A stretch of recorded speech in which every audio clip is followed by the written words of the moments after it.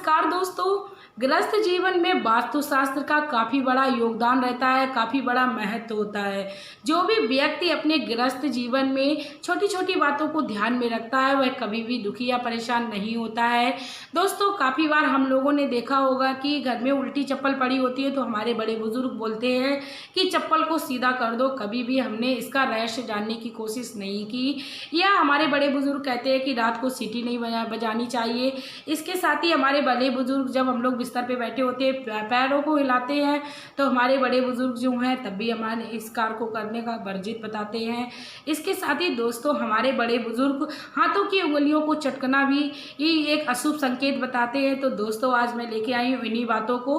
आप लोग वीडियो को एंड तक बने रहिए, क्योंकि आज की जो बातें हैं वो साइंटिफिक दृष्टि से भी मैं आप लोगों को समझाने वाली हूँ, क्योंकि आज की वीडियो बहुत ही ज़्यादा महत्वपूर्ण होने वाली है। तो दोस्तों, आप लोग वीडियो को बिल्कुल भी स्किप ना करें। वास्तुशास्त्र का ज्ञान होना संपूर्ण मानव जाति के लिए अत्यंत परम कल्याणमयी है और इसके साथ ही महत्वपूर्ण है। दोस्तों, काफ़ी बार हमारे बड़े बुजुर्ग जो हम लोगों से बोल देते हैं मैं वो कार्य तो हम लोग नहीं करते हैं, लेकिन कभी भी हम लोग उनसे तर्क भी नहीं करते हैं ऐसा ये कार्य हमें क्यों नहीं करना चाहिए। तो दोस्तों, वीडियो को शुरू करने से पहले मैं मेरे आराध्य श्री लक्ष्मी नारायण को मैं कोटि कोटि प्रणाम करती हूँ, मैं उनको कोटि कोटि नमस्कार करती हूँ। इसके साथ ही दोस्तों, मैं आप लोगों से एक और रिक्वेस्ट करना चाहूँगी, यदि आप लोग मेरे चैनल पर नए हो तो प्लीज़ आप लोग मेरे चैनल को सब्सक्राइब कर लीजिए, वीडियो को लाइक कर दीजिए और कमेंट बॉक्स में एक प्यारा सा कमेंट कर दीजिए। तो आइए दोस्तों, समय को वेस्ट ना करते हुए नंबर 1 पे मैं बात करती हूँ कि ऊपर चारपाई पे या कहीं ऊंची स्थान पर बैठे हुए हमें अपने पैरों को क्यों नहीं हिलाना चाहिए।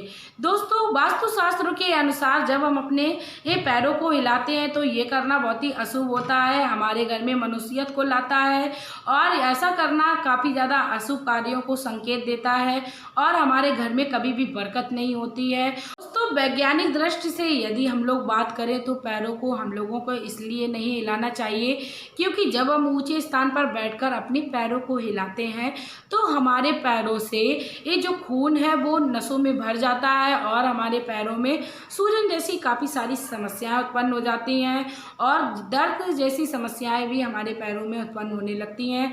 इसीलिए हमें किसी चारपाई या ऊंचे स्थान पर बैठ के पैर को नहीं हिलाना चाहिए।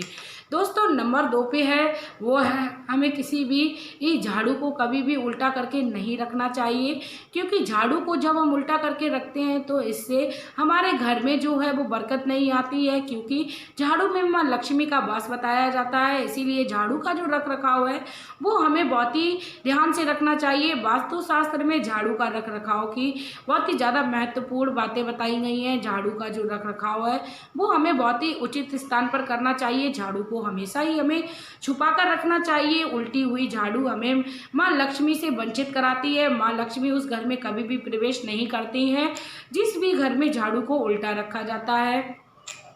दोस्तों, तीसरे नंबर पे अब मैं बता दूं कि कभी भी हमें भूल कर भी चप्पल को उल्टा नहीं देखना चाहिए, ना ही उसे रखना चाहिए। जो भी व्यक्ति चप्पल को उल्टा करता है या चप्पल को उल्टा देखकर वहां से निकल जाता है तो ऐसा करना बहुत ही ज़्यादा गलत होता है, वर्जित होता है। दोस्तों, मैं आप लोगों को बता दूँ, उल्टी हुई चप्पल हम लोगों के जीवन में कभी भी हमें आगे बढ़ने नहीं देती है, हमारे सफलता के मार्ग में काफ़ी ज़्यादा अड़चने पैदा कर देती हैं। दोस्तों, उल्टी चप्पल यदि व्यक्ति देखकर निकल जाता है तो उससे मां लक्ष्मी काफी ज्यादा नाराज हो जाती हैं। चप्पल को हमेशा ही हमें सीधा करके रखना चाहिए। इसके साथ ही दोस्तों, मैं आप लोगों को वैज्ञानिक दृष्टि से बता दूं तो चप्पल में काफी सारी गंदगी बाहर से आकर हमारे घर में आ जाती है और जब चप्पल उल्टी पड़ी होती है तो उस गंदगी वाले उस चप्पल पर हमारा पैर पड़ता है या व्यक्तियों की वस्तु या कोई चीज स्पर्श हो जाती है तो हमारे घर में बैक्टीरिया का प्रवेश हो जाता है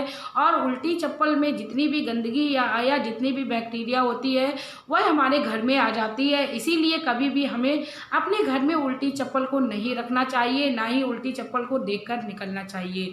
इसके साथ ही दोस्तों, मैं आप लोगों को बता दूं, काफ़ी बार हम लोगों ने सुना होगा कि रात्रि के समय हमें अपने घर में सीटी नहीं बजानी चाहिए, क्योंकि सीटी बजाने से नकारात्मक ऊर्जा जो है वो प्रभावित होती है। तो इसीलिए रात्रि के समय अपने घर में हमें कभी भी सीटी नहीं बजानी चाहिए। रात्रि के समय हमेशा ही हमें शांतचित्त अवस्था और प्रसन्नचित्त अवस्था में रहना चाहिए। तो सबसे लास्ट में मैं आप लोगों को बता दूं कि कभी भी हमें अपने हाथों की उंगलियों की हड्डियों को नहीं चटकाना चाहिए।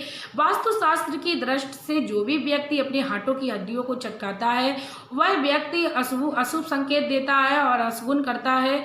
कहा जाता है हाथों में भगवान श्री ब्रह्मा जी का, सरस्वती माँ का, लक्ष्मी माँ का वास किया जाता है, इसीलिए हमें हाथों की उंगलियों को कभी भी नहीं चटकाना चाहिए। दोस्तों अब मैं बात करती हूँ कि वैज्ञानिक दृष्टि से हाथों की उंगलियों की हड्डियों को चटकाना क्यों वर्जित बताया गया है। दोस्तों जो भी व्यक्ति अपने हाथों की हड्डियों को चटकाता है तो उसकी जो हड्डियां हैं वो कमज़ोर होने लगती हैं और व्यक्ति को दर्द जैसी समस्याएं उत्पन्न होने लगती हैं। इसीलिए वैज्ञानिक दृष्टि से हाथों की हड्डियों को चटकाना वर्जित बताया गया है और कैल्शियम जैसी समस्याएं उसको उत्पन्न हो जाती हैं। इसीलिए दोस्तों कभी भी व्यक्ति को अपने हाथों की उंगलियों की हड्डियों को भी नहीं चटकाना चाहिए।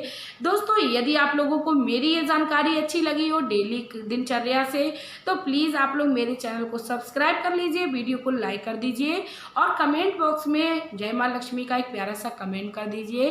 दोस्तों यदि हम लोग अपने दैनिक जीवन में चल रहे क्रियाकलापों का ध्यान रखते हैं और वास्तुशास्त्र से संबंधित बातों का ध्यान रखते हैं तो हमारे जीवन में कभी भी किसी प्रकार की हमें कोई समस्या का सामना नहीं करना पड़ता है।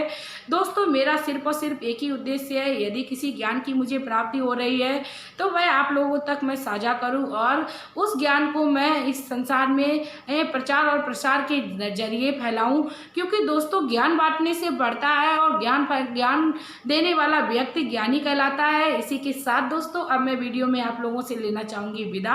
आपका प्यार और कीमती समय देने के लिए धन्यवाद।